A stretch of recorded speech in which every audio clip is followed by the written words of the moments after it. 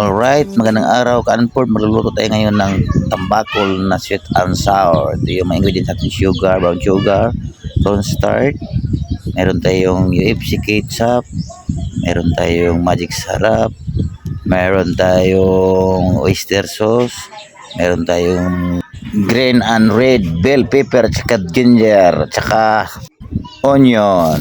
Ngayon magigisa na tayo, guys. Isa natin ating onion. Saka ilagay na rin natin yung ating, sabayan natin yung ginger tsaka red at saka green bell pepper.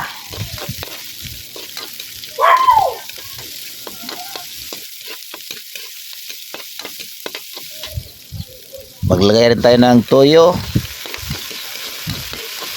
soy sauce, at saka lagyan natin ng tubig.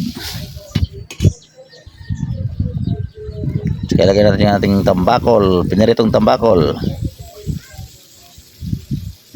Maglagay rin tayo ng magic syrup, tapos brown sugar. Paghalo-haloin na rin natin dyan lahat-lahat para mag-absorb na yung lasa sa isda. Lagyan na rin natin yung ating oyster sauce. Yan, halo-halo lang, guys, halo-halo lang. Tapos takpan natin siya. Ayan, kumulo na.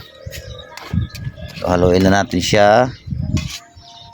Tapos lagay natin yung ating UFC banana ketchup. Kahit anong klaseng ketchup lagay natin para magkakulay siya at saka manamis-tamis na rin siya.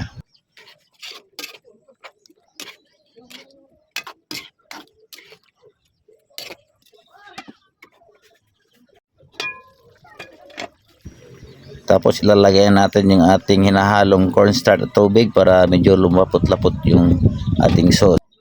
Alright, okay na to, guys. Lalagay natin yung ating hiniwang maninipis na pipino. Optional lang to, guys.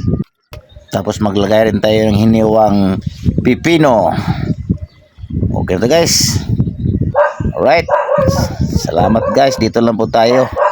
Thank you for watching. Don't forget to subscribe our channel Anport Adventure and click the notification bell for more videos upload. Salamat.